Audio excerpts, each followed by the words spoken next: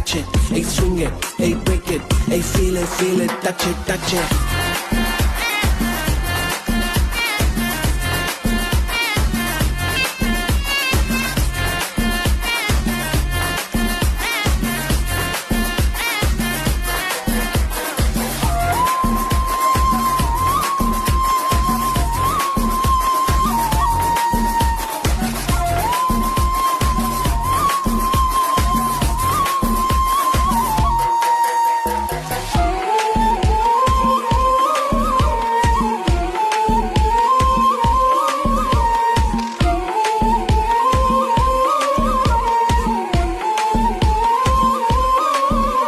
இது காதல் வேலை தினமும் நடத்திக்கணும் வேலை கிடைச்சா பள்ளமா உரசிக்கணும்